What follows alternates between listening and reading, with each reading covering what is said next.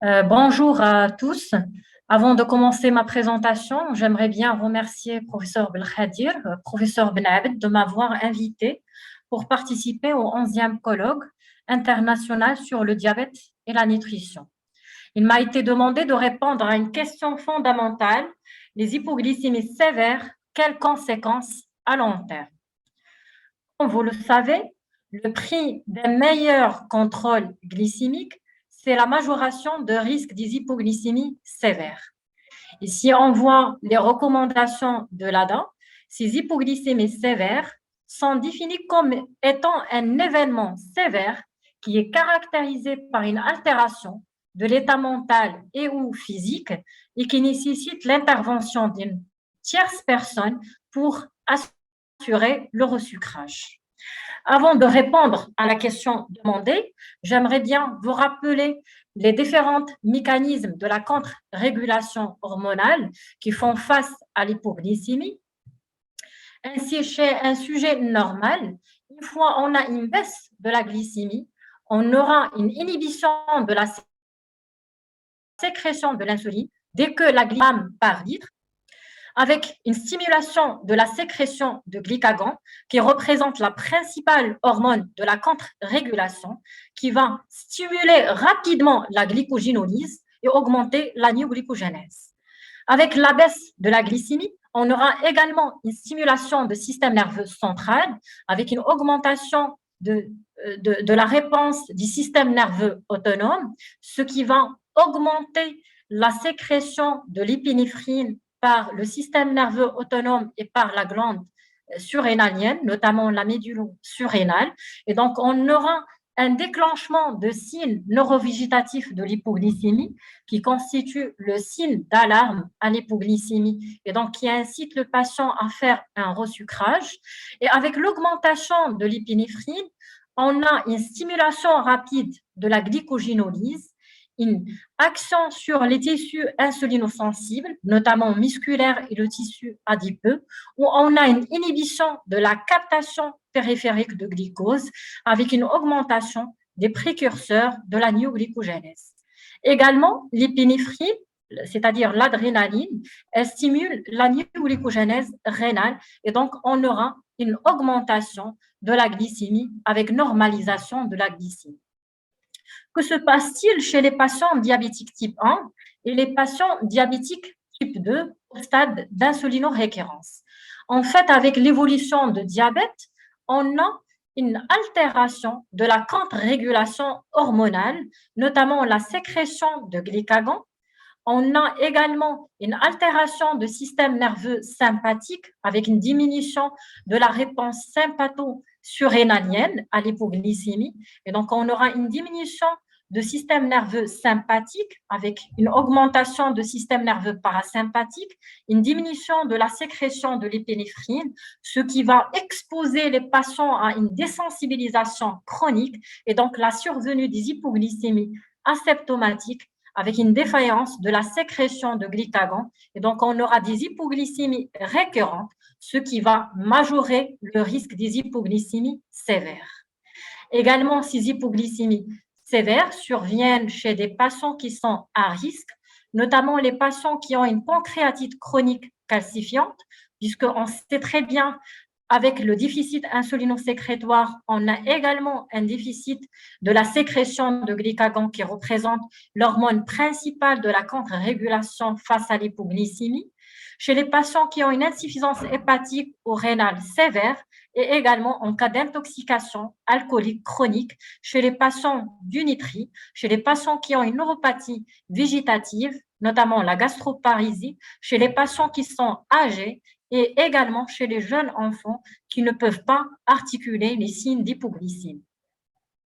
Et donc, on va maintenant rentrer dans le vif du sujet et on va répondre à la question demandée: y a-t-il des conséquences à long terme des hypoglycémies sévères? La réponse est oui, puisque ces hypoglycémies sévères sont associées à une augmentation des complications cardiovasculaires, mais également une majoration de risque de progression des complications microangiopathiques.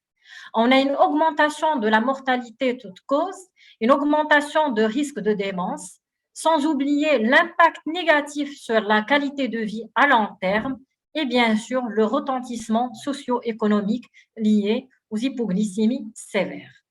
Donc, on va voir quel est l'impact cardiovasculaire de ces hypoglycémies sévères. En fait, dans cette étude publiée en 2019, qui a inclus 1 568 patients diabétiques type 2, avec un suivi médian de 5,7 ans, et il y avait comme critère de jugement principal l'apparition de premiers épisodes d'EDM, d'AVC, d'insuffisance cardiaque et de la mortalité toute cause. Durant le suivi, 1,2 patients ont développé au moins un épisode d'hypoglycémie sévère. Et chez ces patients qui ont développé des hypoglycémies sévères, il y avait une augmentation significative de risque d'EDM, d'AVC, d'insuffisance cardiaque et de la mortalité toute cause.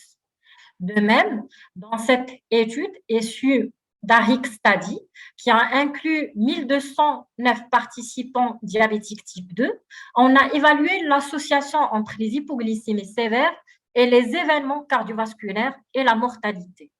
Après un suivi médian de 15 ans, on a constaté que les hypoglycémies sévères étaient associées à une augmentation significative de risque de maladie coronarienne, de la mortalité toute cause et de la mortalité cardiovasculaire, mais également la mortalité liée au cancer. Comment on va expliquer cette augmentation de la morbimortalité cardiovasculaire? Comme on a vu dans le rappel physiologique, en fait, face à l'hypoglycémie, il y a une activation de système sympatho-surrénalien et donc une diminution de l'activité parasympathique. Et cette activation de système sympatho-surrénalien, elle est associée à une augmentation de la concentration d'épinéphrine, de l'adrénaline.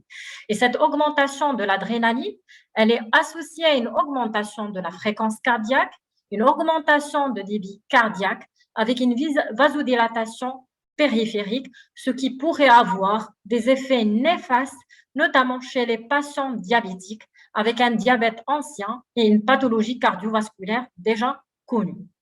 Également, avec l'augmentation de l'épinéphrine, l'adrénaline, on a un état prothrombotique et pro-inflammatoire, puisque l'augmentation des catécholamines pourrait favoriser un état d'hyperviscosité avec une augmentation de l'agrégation plaquettaire et une augmentation de la sécrétion de cytokines pro-inflammatoires.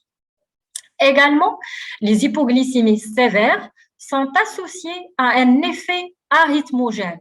Et l'exemple type de ce trouble de rythme, c'est le Didin-Bed syndrome qui survient chez des jeunes patients diabétiques type 1, sans signe avant-coureur, suite à un surdosage en insuline, on a une hypoglycémie avec une hypocalémie, une activation du système sympatho-surrénalien avec une augmentation de la fréquence cardiaque, un allongement de l'espace QT.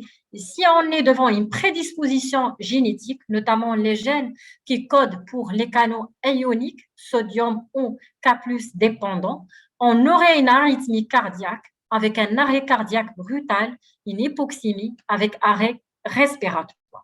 Et donc, d'après ces données, les hypoglycémies sévères sont associées à une augmentation de la morbimortalité cardiovasculaire. Qu'en est-il de l'impact cognitif de ces hypoglycémies sévères? Vous savez très bien que le cerveau est un organe qui est hautement glycodépendant. Et donc, sûrement que ces hypoglycémies sévères vont impacter de façon négative la fonction cognitive et les fonctions supérieures. Pour répondre à cette question, on va voir cette étude publiée ce mois, publiée le mois de juin 2022, c'était une étude de cohorte longitudinale incluant 2 032 000 sujets diabétiques de type 2 avec un suivi entre 2009 et 2015. Et donc, on a suivi chez suivi ces patients. Et donc, il y avait comme critère de jugement principal la survenue d'une démence incidente pendant la période de suivi ou jusqu'à la date de décès. Mais il y avait également un autre critère de jugement secondaire qui était la mortalité toute cause observée après le diagnostic de démence. En fait, les patients qui ont présenté des hypoglycémies sévères dans cette étude, après un suivi médian de 5 ans, c'était surtout des patients âgés, hypertendus, dyslipidémiques, avec une maladie rénale chronique et une maladie cardiovasculaire. Mais après ajustement sur les différents facteurs confondants, on a constaté que les hypoglycémies sévères augmentent le risque de démence toute cause, ils augmentent le risque de maladie d'Alzheimer avec une augmentation de risque de démence vasculaire. Et ceci a été observé quel que soit l'âge des patients avec une augmentation plus importante de risque chez les patients âgés entre 40 et 59 ans. Pour la mortalité toute cause, on a constaté que cette mortalité était plus importante chez les patients qui ont présenté un épisode d'hypoglycémie sévère. Et donc, les hypoglycémies sévères, d'après cette étude, elles sont associées à une augmentation de risque de démence. Des patients diabétiques type 1, notamment les enfants et les adolescents, y a-t-il un impact sur le plan cognitif? La réponse est oui. Si on voit cette revue de la littérature, on va voir que les hypoglycémies sévères chez les patients diabétiques type 1 sont associées à une dysfonction cognitive. Il y avait également des anomalies observées au niveau du système nerveux central avec un impact négatif sur le développement psychosocial.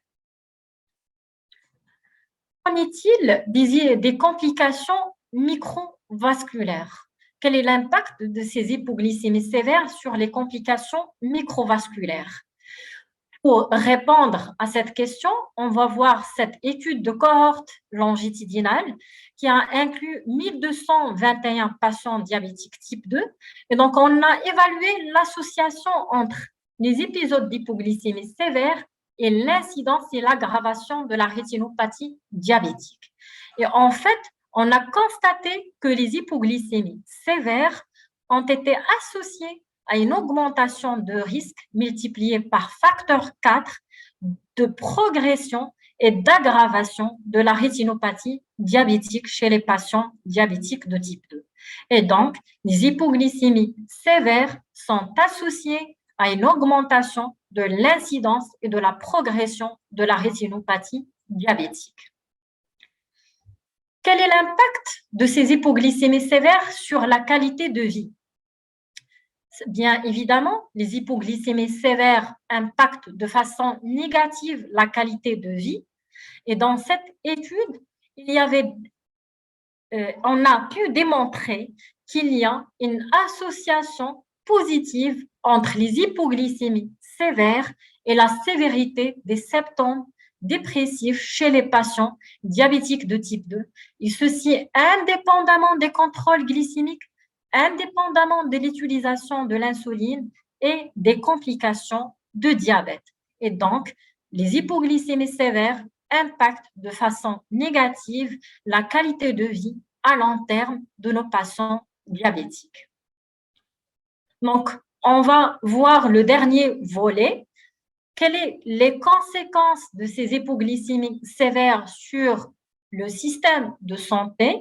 Il y avait plusieurs publications qui ont démontré qu'il y a un impact négatif, un retentissement socio-économique de ces hypoglycémies sévères sur le système de santé, que ce soit un effet direct lié aux hospitalisations au niveau des services d'urgence, un impact indirect lié à l'absentéisme, à une diminution de la productivité, mais également, il y a des conséquences à long terme liées au renforcement de l'autosurveillance glycémique, au renforcement de suivi infirmier et médical, et bien sûr, ces hypoglycémies sévères représentent le principal frein à l'intensification thérapeutique et donc c'est l'un des facteurs de l'inertie thérapeutique, ce qui va augmenter le risque de complications dégénératives à long terme.